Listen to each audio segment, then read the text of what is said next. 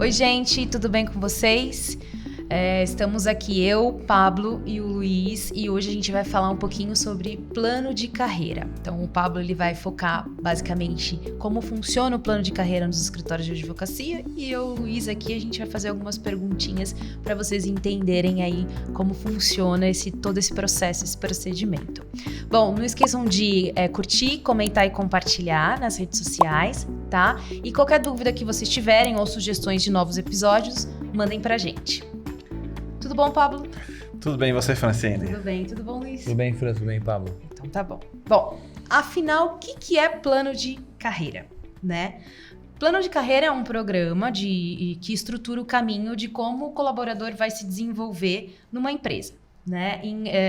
Além disso tudo, desse caminho, né, desse programa, é sempre importante a gente entender que o sucesso de uma empresa depende desse talento, né? E esse talento depende da empresa até para ele poder se desenvolver, de uma certa forma, né? Uma coisa bem bacana que eu dei uma estudada sobre o assunto, né? Para a gente poder conversar aqui, é que antigamente, no passado, esse crescimento ele era visto como vertical, ou seja, você subia, né? Você tinha uma ascensão no seu trabalho a partir do momento que você tinha uma carreira de supervisão, né? Uma carreira bem superior, gerente, enfim, de uma empresa. Mas aí com a evolução, né, os tempos foram mudando, enfim, agora a gente fala de crescimento horizontal. Então, o foco não é você ter um cargo de gestor, né, um cargo de gerência, mas sim você trazer através das suas habilidades, né, dos seus conhecimentos, você conseguir crescer. E aí você tem um reconhecimento na empresa para você se desenvolver naquela empresa em si. Sim, até você usar o crescimento horizontal, às vezes para você conseguir atingir o vertical, né? Uma coisa não vai anular a outra necessariamente. Verdade, Luiz. E às vezes a forma de você conseguir crescer em termos de cargo, né? É você se especializando na sua área, você se expandir seus conhecimentos horizontalmente, né? E até legal porque eu ia falar sobre isso, sobre como surgiu um pouco essa questão do plano de carreira, né? Que veio como uma forma de atender essa necessidade do mercado, né, dos jovens principalmente, que estão entrando agora no mercado de trabalho, que procuram uma empresa onde você tenha oportunidade de crescimento lá dentro, né? Não necessariamente, eu quero entrar numa empresa que já é consolidada, que eu sei que eu vou ter estabilidade, né? Que é exatamente o contrário do que acontecia antigamente com as pessoas que pensavam, eu vou fazer uma faculdade, pegar meu diploma, fazer um concurso público e ficar numa empresa pelo resto da vida ganhando o mesmo salário, né? Uma oportunidade de você crescer, mas trazendo inovação, né? Você trazer... Isso. Aprendizado, né? Sim, e com o plano de carreira você tem a possibilidade de gerenciar a evolução desse profissional, né? O que é vantajoso tanto para o profissional quanto para o gestor, né? Para o gestor, para conseguir avaliar efetivamente se aquele profissional está se destacando ou não, se vale a pena continuar com ele na empresa, se vale a pena você oferecer um curso para ele se especializar no crescimento horizontal, né? E também pro profissional, porque ele sabe o que ele precisa fazer para chegar onde ele quer chegar, né? Não fica subjetivo assim, eu acho que eu estou fazendo aqui um trabalho excelente, e o gestor fala, não, ele não está fazendo nada, e chega uma hora assim, quero ser promovido, e aí? Você não fez nada, e aí? Gera quebra de expectativa, enfim. Então, assim, eu particularmente acho que o plano de carreira foi um dos melhores acontecimentos do mercado de trabalho, né? E queria saber um pouco do Pablo, como funciona em escritório de advocacia, principalmente, que é uma dúvida realmente que eu tenho. Mas antes, uma coisa que você estava falando, tem uma palavra, né, que surgiu, porque o que aconteceu, né? As pessoas, a minha geração, o pessoal foi muito colocado, principalmente a geração posterior da Francine, para ser empreendedor. Então, incentivado a ser empreendedor. Empreendedorismo, que é você geralmente montar a sua empresa. E você começa a perceber a necessidade de manutenção dessas pessoas dentro da empresa e você cria o que a gente chama de intraempreendedor, que é você dar, sim, à pessoa que está dentro da empresa uma capacidade de crescimento, mas dentro da empresa. Porque, no fundo, o que todo mundo quer é ser protagonista. Uhum. Né? Então, se na minha geração, por exemplo, ser protagonista era ser o CEO da empresa, depois a gente começou a perceber que nem todo mundo ia chegar a ser CEO da empresa. Então, criava esse tipo de frustração. E aí você tinha dois caminhos, ou aceitava ou saía e montava a sua empresa. A geração futura já foi uma geração do... Não, eu já vou montar a minha empresa. Então, é empreendedorismo. Então, você tem assim, a proliferação absurda de cursos de empreendedorismo que até hoje ainda Tem bastante nesse sentido. Mas começa a se criar essa cultura do intraempreendedor, que é não só você ter um plano de carreira, como dar para as pessoas que estão dentro objetivos e propósitos, que fazem toda a diferença para a pessoa se sentir útil e poder crescer dentro da empresa com o crescimento da empresa.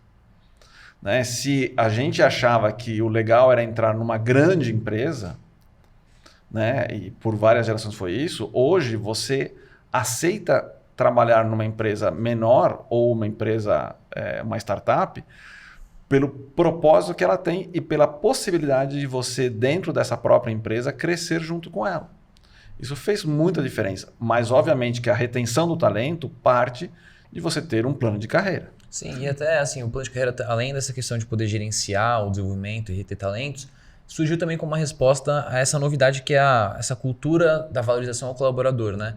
Que vem justamente dessa questão de, além de você, dos jovens, né? Eu incluso, procurar uma empresa onde você tem uma possibilidade de crescimento lá dentro, também é uma empresa que seja aliada com seus propósitos de vida, uma empresa que realmente você sinta valorizado, reconhecido, né? Que é uma coisa também que acontece muito, né? Assim, pô, eu não sou valorizado na minha empresa, eu sinto que, pô, eu até ganho bem lá, mas parece que o que eu falo não é ouvido, sabe? Eu não tenho valor lá dentro. Então, isso também vem muito com essa questão da cultura da valorização do colaborador, né? O foco em pessoa, né? Isso. Focar em pessoa. Essa parte importante, né? Quando você vai montar um plano de carreira, você precisa justamente não só achar que isso vai ser bom para a empresa, mas sim tem que considerar de que maneira você vai valorizar o empregado. Valorizar o colaborador, o advogado, o que for no caso, o membro da empresa em si. Porque eu já vi, por exemplo, planos de carreira que eles valorizavam uma disputa muito grande entre as pessoas internamente, que no fundo ele, sim, trazia uma produtividade boa para o escritório, mas, por outro lado, trazia um estresse grande para as pessoas que muitos bons talentos resolviam sair, não era nem para montar seu escritório, por cansaço mesmo. Ou criar formas de políticas dentro do plano de carreira que, no fundo, são inalcançáveis. Né? Porque você cria algo pensando assim, não, para o escritório isso vai ser fantástico se a pessoa chegar. Mas a quantidade de pessoas que conseguem chegar naquele nível que o plano exige para poder subir de carreira, tudo isso, faz com que muita gente vai enxergar aquilo e falar, eu não quero isso. Para eu subir eu tenho que trabalhar 17, 18 horas por dia. Por isso que a gente também tem que pensar, valorizar bastante a expectativa pessoal. Com certeza, né? Com certeza. Só... Né? Entender, né? Isso. No escritório de advocacia, por exemplo, um dos pontos interessantes desse processo é que, justamente como vocês falaram, você tem um crescimento que pode ser relacionado com ser advogado até chegar a sócio, outro que pode ser de ser advogado e ser depois coordenador de áreas. Né? Então, é um trabalho mais... Então, ser advogado responsável, depois coordenador de áreas e tudo isso. E tem aquele que quer ser só advogado. Mas ele vai ser advogado júnior, pleno, sênior e com todas as subdivisões possíveis. Porque tem muita gente que não se interessa por ser sócio. Até porque ser sócio de um escritório traz uma série de vantagens, obviamente, mas de responsabilidades que muita gente não está disposta a aceitar. Né? Então, por exemplo... O ganho variável para algumas pessoas ainda é um problema. Né? Então, sim, é interessante quando entra um grande valor dentro do escritório que é dividido pelos sócios e isso faz com que eu tenha... Mas também tem momentos que você pode não ganhar nada e, pelo contrário, tem momentos que tem que colocar dinheiro. E esta situação, ela precisa ser... a pessoa precisa aceitar. Ela precisa entender que isso vai acontecer, que pode acontecer, principalmente se não for um grande escritório, né? Se for um escritório pequeno e médio, que são a maioria, né? Nós temos uma pequena maioria de grandes escritórios no Brasil. Se nós temos hoje em torno de 100 mil escritórios, você pode dizer que apenas uma pequena centena deles são considerados escritórios de acima de 100 advogados. Então, significa que você tem uma grande quantidade de pequenos escritórios que vão de unipessoalidades até 10 advogados. Esse sócio sabe, ele sofre bastante. Entre aspas, né? Sofre no sentido assim, tem momentos de incertezas, tem momentos de dificuldades, né? Obviamente que se ele não enxergar lá na frente todos os benefícios de ser sócio do escritório, ele vai preferir, inclusive, ser um funcionário, né? Entrar para o escritório. Mas, então, se ele quer manter o advogado e fazer um plano de carreira, ele tem que demonstrar para o advogado que se ele fizer com que eu possa crescer o bolo, eu vou dividir com ele. E isso é que ele precisa enxergar. O advogado ele precisa enxergar que eu quero ajudar a crescer o bolo. Beleza, você vai me dar um pedaço depois? E aí a pessoa, nesse plano de carreira, é isso que ele vai mostrar. Sim, mas também não o contrário. Eu vou dar a sociedade porque eu quero que você fique. E eu não dou nem responsabilidades a mais e nem também eu não dou benefícios a mais. É simplesmente você ser sócio do meu escritório. Não, isso também a pessoa acaba percebendo isso, né? Hoje em dia ninguém mais só, eu quero ser sócio, a não ser de novo de um grande escritório, que ser sócio, mas ele sabe que é pelos benefícios, não por causa do nome. Sim. Né? E falando um pouco mais diretamente da questão de plano de carreira, a gente tem que entender que existem, quando você vai montar o plano de carreira, você tem que estabelecer algumas regras básicas, né? A primeira situação é que os advogados têm crescimentos diferentes dentro de um plano de carreira. Né? Isso também acontece nas empresas em geral, mas, por exemplo, você tem o advogado que faz a carreira, chega a ser sócio, né? E aí é uma pergunta interessante que as pessoas às vezes fazem assim, vou fazer um plano de carreira, mas eu não quero ter mais sócio. Aí fala, não quer ter mais sócio de jeito nenhum. Não. Já temos sócios suficientes, principalmente os pequenos escritórios, muitos que são familiares, por exemplo. Não quero ter mais sócio. Ok. E se um advogado vier aqui e trouxer um cliente com R$1 milhão? Bom, mas se ele trouxer de R$1 milhão, eu aceito. Então, na realidade, você tem condições para ele ser sócio. E tudo bem. Sim. Você estabelecer condições para a sociedade faz parte do plano de carreira. Né? Como eu disse, é errado você estabelecer um plano de carreira em que o advogado simplesmente suba na carreira por tempo. Né? Ou suba na carreira por conhecimento. Ou até por ser o cara que fica pedindo, né? Fala, pô, e aí, tô há 5 anos aqui, quando é que você me dá um aumento? Exatamente. Mas a gente também não pode deixar de lado o tempo, a experiência do advogado. Não, só. Forma, né? Exatamente. Tudo isso tem que ter um objetivo. Né? É importante, por exemplo, o advogado perceber no plano de carreira que ele vai adquirir experiência pelo tempo, mas também pelo conhecimento, em fazendo pós, etc., e, por outro lado, também ele vai enxergar também na capacidade dele de atender o cliente. Tudo isso tem que fazer parte, porque a produção de peças e tudo isso vai fazer parte de todo o conjunto de fazer um plano de carreira. O fazer um plano de carreira simplesmente colocando assim, 1 ano para ser júnior, depois de 1 ano para ser júnior 2, etc., você começa a criar pessoas acomodadas dentro do processo. Elas têm que trazer coisas para a sociedade, assim como a sociedade tem que dar. Né? Então eu não preciso ficar na verdade não estipulando, mas ficar retendo, né? Pensando que eu sempre tenho que ter um prazo. Então daqui 2 anos ele vira júnior 1, daqui 3 anos ele vira júnior 2. Não, vai depender da experiência, da evolução que ele está tendo. Pode ser que tem gente que vire júnior 2, por exemplo, daqui 1 ano. Mas pode ser que tem gente que vire júnior 2 daqui, sei lá, 5 anos. E até às vezes, tanto o tempo, às vezes pode... A gente tá falando assim... Não é bem assim, tá?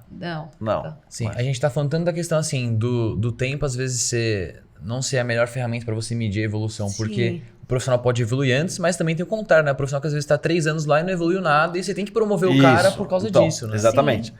A questão toda é assim, como a gente já falou sobre esse assunto, a experiência faz parte do profissional. Sim. Então, é muito difícil, por exemplo, uma pessoa... Eu já peguei escritórios que você tinha coordenadores com 2 anos de formado. Por quê? O advogado fala, nossa, a pessoa é muito esperta. A pessoa está fora da curva. Então, eu falo assim, não, ela não consegue estar fora da curva tendo 2, 3 anos de formado. Ela pode estar fora da curva das pessoas de 2, 3 anos de formado. Sim. Mas ela é muito melhor que aquela pessoa que tem 6, 7 anos de formado. Então, quem está fora da curva é aquela pessoa de 6, 7 anos de formado, não é ela. Então, a pessoa que tem 7 anos de formado que não evoluiu nem em termos de conhecimento, porque não se especializou mais, ou não se evoluiu em termos de vários aspectos que você coloca, né? Habilidades ou funções que você tem que determinar para a pessoa ser aquilo, esta pessoa que está fora da curva, então, ela não sobe dentro de um plano. Você faz uma avaliação, você não sobe. Tem que mandar ela embora? Não necessariamente. Ela pode cumprir um papel suficiente, mas ela tem que aceitar que ela não vai subir. E acontece. Né? O que não dá é o contrário. Você tem uma pessoa de 2, 3 anos e achar que a pessoa já pode, porque ela é muito boa, né, fora da curva para a idade dela, então eu vou colocar ela acima. Porque às vezes o mercado não aceita. O mercado, quando você vai, por exemplo, numa reunião e leva um advogado júnior, ou ele vai como representante do escritório, um advogado júnior, pode ser que a pessoa que está trazendo essa pessoa fala assim, quem você é? Não, eu sou coordenador da área. A pessoa, nossa, mas esse escritório tem uma pessoa tão jovem como coordenador, né? De novo, não é por conhecimento técnico, é por experiência. O que essa pessoa vai me trazer? Assim, é uma coisa que eu sempre falo dentro do processo. Quando você vai num escritório de advocacia e você encontra um jovem advogado e você precisa de um trabalho dele, eu tenho certeza que ele sabe o que fazer em termos legais. Ele não porque a lei é a mesma, não vai mudar. Em termos legais, se eu tenho um contrato que eu vendi algo para alguém e essa pessoa não me pagou, está na lei o que fazer. Agora, a experiência de um advogado, ele vai mostrar se o contrato está suficientemente respaldado para eu poder entrar com uma ação. Se vale mais a pena eu tentar fazer um acordo. Se esse processo vai demorar tanto tempo que não vai valer a pena pro cliente, porque ele entende. Então, isso vai fazer diferença. Toda essa habilidade faz parte do plano de carreira. Uhum. Porque a pessoa vai ser avaliada por resultado, não só pelo conhecimento, por resultado. Então, você tem uma série de fatores que vão fazer parte disso. Quem define isso? É a sociedade que define quais são as políticas que eu quero entender. Claro, porque cada escritório tem as suas particularidades. Né? Nós já falamos sobre isso, tem escritórios de vários tipos diferentes, né? De atendimento a pessoa física, pessoa jurídica, empresarial, tributário, societário, etc, etc. Consultivo, contencioso, tem um monte. Então, cada sociedade vai definir as funções de cada advogado em cada momento do plano de carreira. Mas existem alguns pontos básicos, gerais, que todos precisam seguir? Sim. Obviamente que você não pode colocar, por exemplo, para um estagiário que ele vai fazer peças de alta complexidade. Você vai colocar, por exemplo, que o estagiário tem que ter a capacidade de fazer peças de média ou de baixa complexidade. Assim como um sênior, um advogado sênior, ele só vai fazer peças de alta complexidade. Uhum. Então, ele tem que estar preparado para isso. Por exemplo, um pleno, ele já tem que ter a capacidade para fazer uma sustentação oral. Um júnior, ele pode fazer sustentação oral? Ele pode, mas isso não faz parte da função. Então, ele pode se preparar para virar um sênior, né? Um pleno. Então, obviamente que cabe ao gestor perceber exatamente isso. Ele pode fazer sustentação oral? Nossa, ele não consegue nem falar direito com o cliente numa reunião. Como é que eu vou mandar ele para fazer uma reunião com os desembargadores? Então, por exemplo, nesse caso, o advogado, se isso isso é primordial para aquela sociedade, para ele evoluir na carreira, ele não evolui. É um indicador, né? É um indicador, exatamente. Então, ele não evolui. Ele vai acabar ficando parado dentro do escritório por conta desse tipo de situação. E isso acontece, né? Advogado, não, eu só gosto de ficar ali fazendo peça e tudo isso. Ele é importante para a sociedade? Sim, mas é relativo. Depende, como a gente estava falando, depende do que o escritório considerar. Então, você tem funções básicas para o estagiário, né, que são organização de documentos, pesquisa jurídica, fazer peças de baixa complexidade, fazer um atendimento básico do cliente. Aí já quando você passa para o o júnior, você tem a parte já de peças de baixa e média complexidade, de fazer revisões dos trabalhos dos estagiários, né? Porque você começa a criar nele uma capacidade de liderança, que isso vai ser fundamental para o futuro, né? Então, ele começa a fazer já um trabalho por exemplo, dele fazer não só uma organização do documento, como uma análise, pelo menos básica, dos documentos que ele recebe, né, criando um senso crítico nele, que isso vai evoluir. Fazer pelo menos audiência, mesmo que seja assistida. Então, isso no júnior. Já o pleno, ele começa a ter o advogado com mais autonomia e mais produtividade. Então, ele faz as audiências sozinho. Aí tem muita gente que fala assim, mas eu faço audiência sozinho, eu tenho 1 ano de formado. Tá bom. Mas você faz eventualmente, aquelas que são menos importantes, eventualmente tudo nesse processo. Pegando esse gancho que você falou, eu tenho 1 ano e já faço. Existem alguns casos excepcionais, né? Até porque, como a gente conversou no nosso próximo episódio anterior, a gente falou sobre informações, gerações que buscam muitas informações, enfim, existe a possibilidade de ter uma pessoa efetivamente fora da curva, que seja um júnior, mas que é uma pessoa que sempre busca, né, mais conhecimento, prática daquilo, ela sair de um júnior e já ir, por exemplo, ou de um estagiário já ir para um pleno, ou não. Necessariamente eu preciso passar por todas as etapas até atingir aquela categoria, né, aquela carreira. Então, Francine, assim, eu não vi, assim, eu já vi isso em escritórios que você não tinha um plano de carreira definido, então que o sócio, para dar um aumento, colocou o advogado com valores maiores, para não perder. Mas não tinha uma estrutura, mas né? Não tinha estrutura. Programa, um processo. A questão toda é que, de novo, por que eu falo da experiência? Né? Se você falar para mim que um júnior, ele já viveu tudo que um advogado pode viver, não dá. Então, assim, você fala assim, não, ele já fez muitas audiências. Quantas? 10, 12, 15, 20... Claro, se for um escritório de massa, talvez, e ele é da parte de audiência, ele tenha 100 audiências, mas todas as audiências simples, sem nenhum tipo de complexidade que vai fazer diferença dentro da carreira dele, é simplesmente pelo tipo de trabalho que ele faz. Então, isso é dentro do plano de carreira, é a avaliação que vai ser feita justamente para entender o que é importante dentro do processo. Mas uma coisa assim, você falar assim para mim, ele precisa ter a capacidade de fazer recursos até extraordinários para o Superior Tribunal, para o STF, para o Supremo. Um Júnior assim, eu não acredito que ele já tenha condições de ir, por exemplo, para fazer uma sustentação oral no Supremo. Então não adianta pensar que ele vai fazer. Exceções existem, mas na advocacia, a experiência faz parte do processo de crescimento do profissional. Faz parte. Ele pode agregar muito por essa curiosidade, por essa capacidade de ter absorção de informações melhor do que outras pessoas, não tenho dúvida.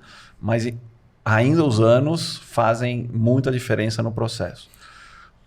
Nós temos que, né, os mais velhos têm que ter a capacidade de entender e transmitir sem aquela situação eu sou muito mais velho, por isso que eu sou muito melhor do que você. Claro, isso também não adianta. Né? Tudo eu tenho que entender. Por isso que quando você faz o plano, como eu falei, você cria funções e habilidades.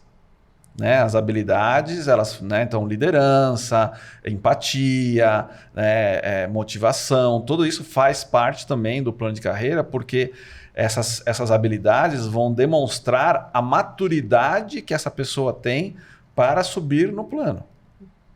Sim. Né? Aí você vê a importância desses indicadores, principalmente nessas profissões que são mais tradicionais e onde realmente a experiência conta muito, né? Por exemplo, direito, medicina. Você não vai pegar um cara que acabou de sair da residência e botar ele como cirurgião-chefe. Com certeza. Né? E por que não? Tem que levar em consideração os indicadores. Que às vezes não precisa nem ser o tempo, necessariamente, como você falou das audiências, né? para aquele cargo específico, pô, ele precisa ter feito pelo menos 200 audiências. Se ele tiver 10 anos no mercado e não tiver feito, ele não pode. Se ele tiver 1 ano e já tiver feito, tudo bem. Né? Então é que a gente vê a importância de ter indicadores concretos e não só ficar, não, mas você não tem experiência. Mas o que é experiência? Exatamente. Né? Porque igual a gente falou também... Tem não é tempo. Experiência não é tempo. Porque pode é o que ele viveu. Porque pode ter aquilo também do cara que tá há 10 anos lá na mesma coisa que ele faz sempre. Então assim, o cara que entrou no escritório ali, porque é filho do dono, por exemplo, e fica lá só ali administrando. Eu não falo mal do filho do dono, que tem muito filho do dono no escritório. Né? E assim, como exemplo, um exemplo fictício, vai? Não que aconteça, né? Mas pode ter muito caso, a gente tem muitos anos, mas não tem a experiência. Sim, com certeza. Né? Se ele não tiver interesse, também, isso vai fazer. Por isso que o plano de carreira tem que olhar, não é só os anos, são as habilidades, são as funções, todas essas situações são básicas para esse plano de carreira. Né? Também você dentro do escritório você pode ter plano de carreiras variados, né? No sentido assim, plano de carreira administrativo, no sentido de, como eu falei, a pessoa ser advogado, mas eu quero ir para um lado mais administrativo de gestão, então ele se transforma no advogado responsável, depois passa a ser um coordenador, ele pode ser um administrador, né? Ele passa a ser todo esse lado administrador, que acontece muito também na medicina, como você falou, que a pessoa, inclusive, depois vai fazer um curso de gestão de clínicas, hospitais, etc. Porque a pessoa, não gosto tanto da parte médica em si, né? Medicina em geral, mas eu gosto dessa parte administrativa, mas como eu sou um médico, eu entendo as situações. Isso acontece também na advocacia. O que acontece, mas é mais raro, porque o advogado ele tem muita dificuldade com a gestão. Muita dificuldade. A gestão é algo que realmente, para ele não tem esse curso na faculdade. Ele não faz nada, não tem nenhuma aula de gestão. Isso é uma pena, deveria ter. Seria importante realmente que as pessoas entendessem todos esses aspectos, inclusive do tratamento das pessoas. Não só para tratar o cliente, mas para tratar os pares. Né? Outra coisa básica nos escritórios é que a gente falou, né? Você tem um organograma básico que é estagiário, júnior 1, 2, 3, plano 1, 2, 3, sênior, dependendo. Sim, eu vejo. Não, é só para complementar, antes da gente entrar em outro assunto, né? Eu imagino que daqui para frente, principalmente, né, cada vez mais tenha planos de carreira, inclusive em história de advocacia ou então nessas profissões mais tradicionais, mais focados nessa questão administrativa, exatamente pelo que você falou, de serem cursos que são muito focados na profissão em si e às vezes você não tem na faculdade, por exemplo, um norte assim sobre empreender, né? E aí você junta isso com esse instinto de querer ser empreendedor, aí pega também com o plano de carreira para você ser um intraempreendedor, né? Eu imagino que os advogados mais jovens, principalmente que entram agora no mercado de trabalho, queiram seguir um pouco mais, às vezes, assim, pensando em crescer mais rápido, pegar para essa questão mais administrativa, né? E aí eu queria saber, assim, junto com os indicadores, como que um software de gestão pode também auxiliar, né? Até os próprios indicadores dentro de um plano de carreira, né? Principalmente o nosso software Law Office, né? Que tem a questão do log de auditoria, tem vários relatórios que a gente pode extrair para pegar análise de profissional e tal. Eu queria saber de vocês, como vocês veem essa questão? Uma plataforma, né, uma ferramenta para poder medir, né, a gente poder entender um pouquinho como é que é toda essa evolução de crescimento do profissional é muito importante. Né? Existem plataformas de RH, enfim, mas o ideal para o escritório de advocacia é uma plataforma jurídica, porque aí você une não só a atividade fim dele, mas você também consegue ter todos esses indicadores de produtividade. Então, com o Law Office, né, a nossa ferramenta, você consegue fazer tudo isso. Então, você tem todo um segmento, você consegue, né, ver a evolução do profissional na questão da categoria. Então, ele saiu de estagiário para ele poder ir para júnior, de júnior ele foi para pleno e assim por diante. Então, você consegue ter, né, ver essa evolução, ter esse histórico dessa evolução. Além disso, também, né, a gente tem toda a parte de trabalho associando as horas, né, das atividades que foram executadas. Então, isso ajuda, isso um indicador muito... As tarefas, né? Você consegue enxergar as tarefas realizadas, também, baixadas. As tarefas, você pode classificar os prazos. Então, isso de classificar os prazos, trabalhar com as horas, são indicadores muito potenciais, né? Que você consegue exatamente verificar como que está sendo a evolução dele dentro do escritório em si, né? Então, quanto tempo ele demora, às vezes, para fazer um tipo de recurso, como que foi a gestão dele, né, para decidir que tipo de prazo que ele vai fazer. Então, o sistema ele vai contribuir bastante para isso. E além, né, dessa questão até dessa evolução de crescimento do profissional dentro do escritório, a gente também tem a parte que é a principal para o profissional, né? Pagamento. Então, você consegue também, você tem todo um contrato de remuneração que você vai conseguir visualizar, né, essa evolução que você vai tendo, né? E isso é muito interessante. Então, existe uma visão não só do próprio dono do escritório, para ele poder ter o conhecimento de como o profissional está subindo no seu escritório, mas o próprio profissional vai também ter essa visão, que é importante, né? Não adianta só o sócio, né, a pessoa ali, o seu gestor, poder enxergar isso, mas eu também preciso, o profissional também precisa saber o quanto que ele está evoluindo, né, e o quanto que ele está agregando para o escritório. E é interessante você estar falando com relação ao software, porque uma das coisas que eu acho interessante quando eu implanto planos de carreira em escritórios é que você vai criar uma série de indicadores e uma série de formas de remunerações que não são só as fixas, como variáveis e também que evoluem dentro da carreira. E a pior coisa que o pessoal, quando você começa a criar isso tudo, as pessoas começam a olhar e falam assim, nossa, mas quem vai administrar tudo isso? Né? A dificuldade das pessoas é, nossa, mas eu não vou conseguir, imagina eu ter que lembrar quando a pessoa entrou, né? Qual foi o último salário a remuneração que ela tinha, como é que eu vou analisar os variáveis que eu vou pagar para ela, ou como eu vou analisar as horas, né, que essa pessoa está trabalhando para ver se ela superou, né, a meta estabelecida e a partir daí eu consegui pagar então a remuneração e fazer com que ele suba dentro do plano de carreira. Tudo isso as pessoas ficam assim desesperadas e na realidade, né, o nosso software ele administra isso de maneira assim. Por quê? Ele não é só um software para depositório de casos. Né? Obviamente que, como toda ferramenta, ela precisa ser usada em todo o potencial que ela tem. Né? Então não adianta nada eu simplesmente cadastrar o usuário e deixar ele ali como se fosse só para ele acessar o sistema. Eu preciso que do administrativo faça a gestão da carreira da pessoa dentro do sistema. Então, quando ele tiver um aumento, quando chegar a época de fazer avaliações, então você consegue colocar as tarefas, então essa pessoa já passou de tanto tempo, então eu preciso fazer a avaliação, mandar para o gestor para fazer essa avaliação, para ver se ele vai subir no plano de carreira em todo esse sentido. E aí todos esses ganhos variáveis vão fazer parte desse processo. Por quê? Porque quanto mais a pessoa sobe dentro do plano de carreira, mais ela precisa enxergar que o trabalho que ela está realizando vai dar o aumento para ela do valor.